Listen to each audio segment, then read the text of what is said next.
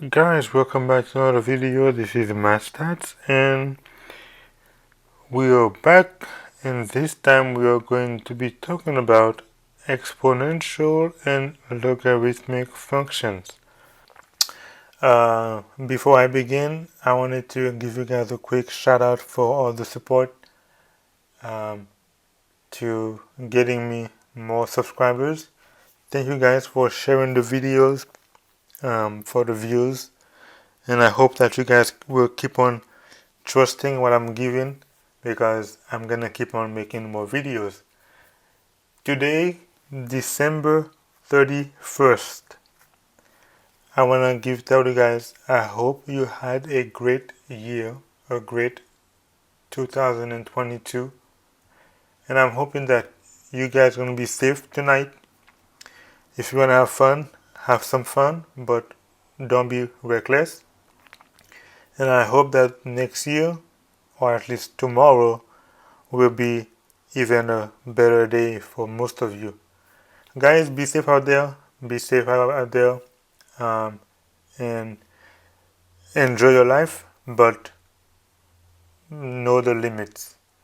So, on this one, I'm gonna skip part one, or I'm gonna skip the first section because it's just a review.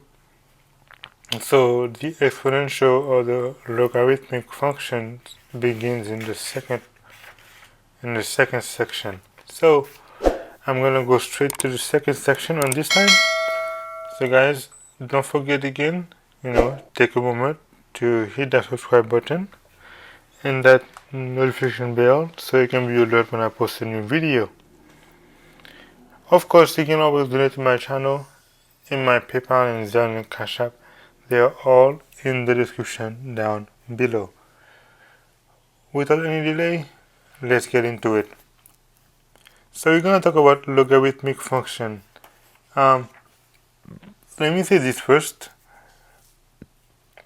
Logarithmic function is an equivalent to exponential function. For instance, if you say, let's say for instance we have, let's say that, okay, let me see. Let's say, let's say we have x and y, right? X greater than 0, right? And b is also greater than 0, but not equal to 1, right? Both x and b are positives, but they're not equal to 1. So that means if we have y equal to log b of x, this is the same thing as b power of y equal to x. So what are we doing? What we are doing is we are looking at logarithmic function and exponential function, or anti-logarithmic function, and we're going to get into that more often. Now it may be hard to understand, but as we do some exercises you will see exactly what logarithmic function is about. So the logarithmic function is basically another way of writing an exponential function. And trust me, it is not too hard. Once you understand how to write exponential function, then you will understand how to write logarithmic function. Alright, let's say if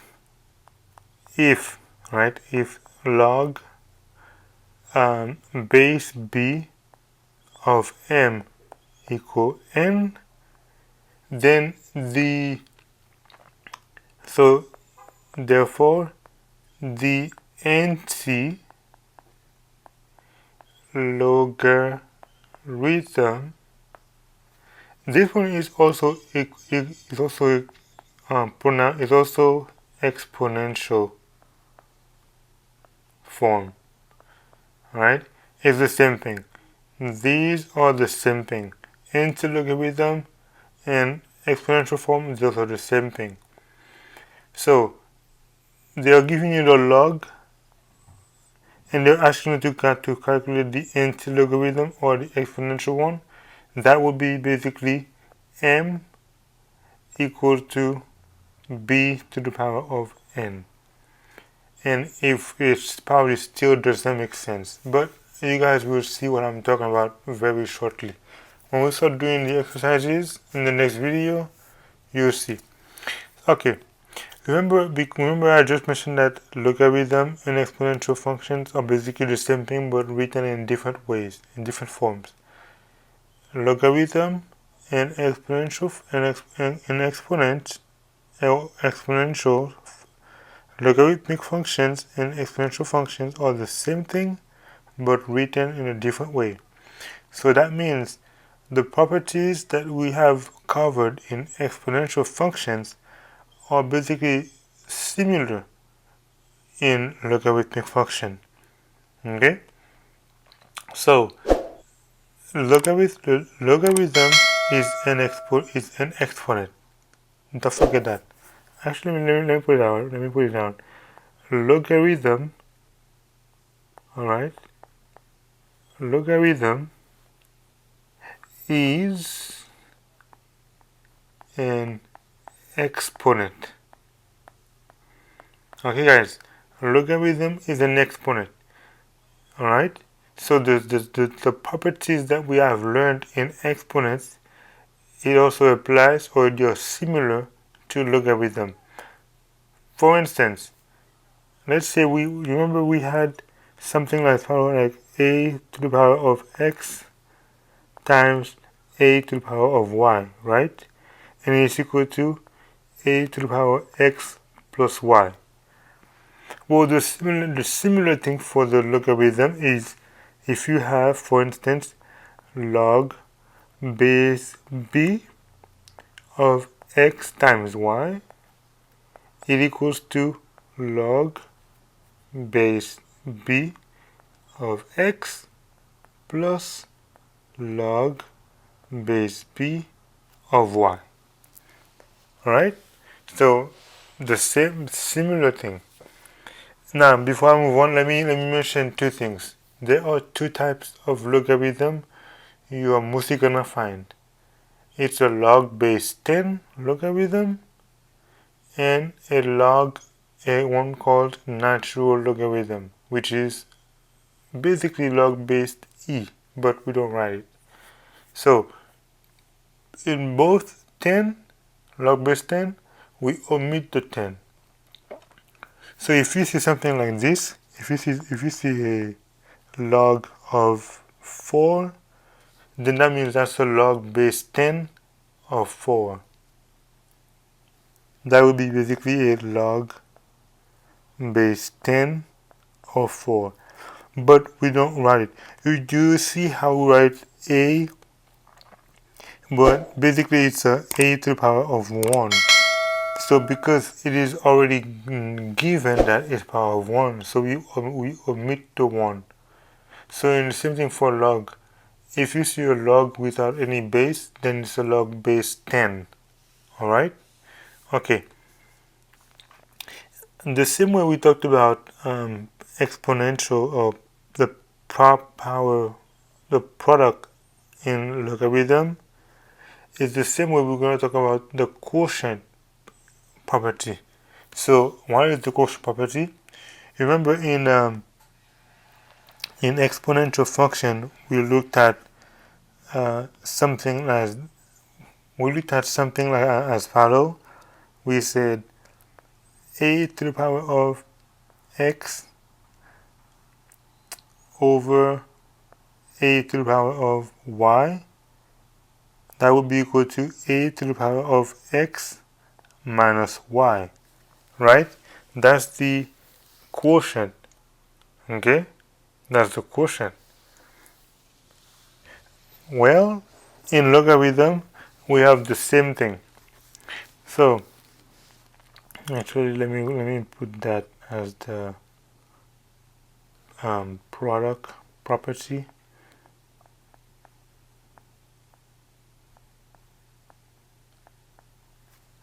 and that also will be the product property.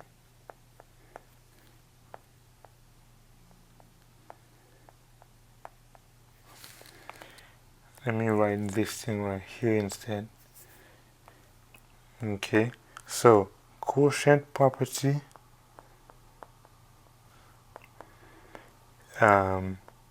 so quotient property for exponent,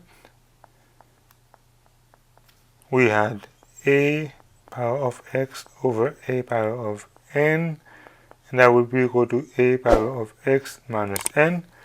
Well, the same way we have a quotient property for logarithm.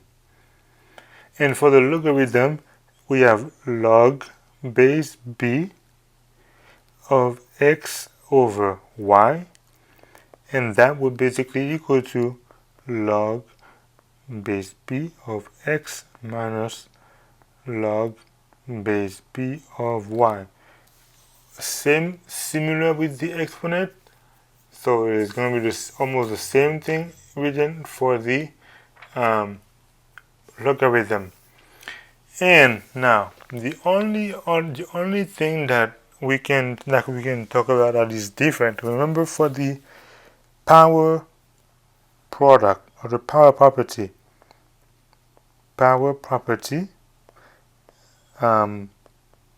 for exponent, well, we had something like a to the power of n to the power of x. That was basically going to be, you're going to multiply x by n, so that will be a to the power nx, right?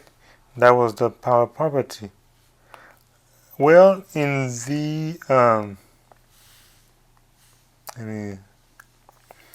in logarithm, it is a bit different. So the power property for logarithm is going to be a bit different.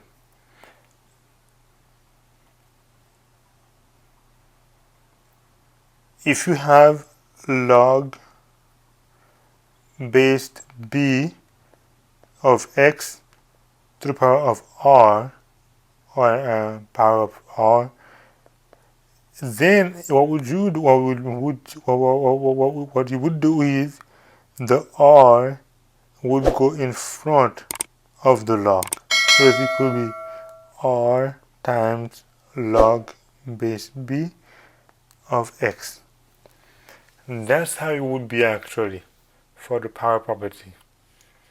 And this time they actually have proofs of it. I'm not gonna do any proofing for this one. Maybe if I see the need to do it, I'll do it later on. But this is what you would do for the power property. Guys, we're almost done. I know this one I'm boring you out, but I'm trying to explain it to you so we can get to the exercises. It is easy to understand. Okay. There are other properties. For instance, we have the property of 1. Property of 1. I think that one should be easy. Property of 1 basically means if you have so property of 1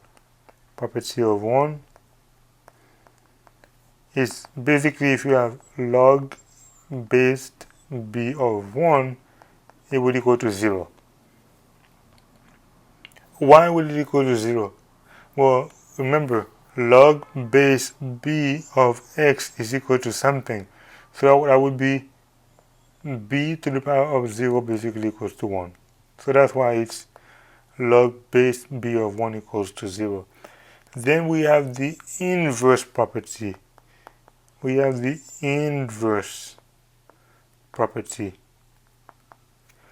And what it states? It states basically if you have if you have the log, the inverse property is the log base b of b to the power of x would equal to x, right?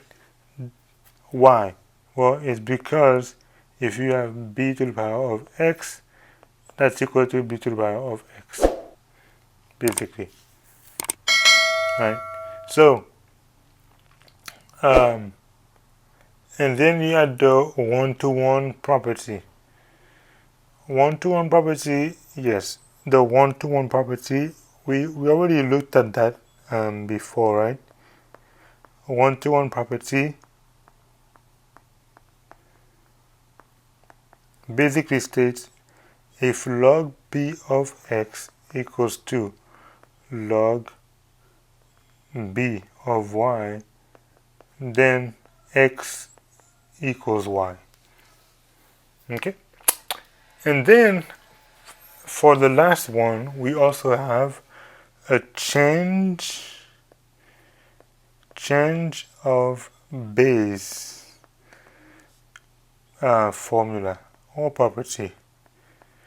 And the change of base formula basically says if you have log of a power of n, that would equal to log b of n over log b of a. And that was basically weird, but we're gonna get to that for sure one day, when we get to the other part. So, and that's because nah, it's okay. We'll talk about that part once. So guys, this is basically just for you to know, and yes, it might be confusing, but when we start doing more exercises in the next video, you're gonna see what we are actually talking about. And on each of these, I'm gonna make sure to show you guys which property we are tackling down. So guys, I hope you guys enjoyed this video. Thank you for watching. Don't forget to hit my Cash App, PayPal, and Zelle. They're all down in the description below. And if you enjoyed the video, give it a thumbs up, and don't forget, of course, to hit that subscribe button and that notification bell. This is my stats. Hope to see you guys again. Until then, my stats out.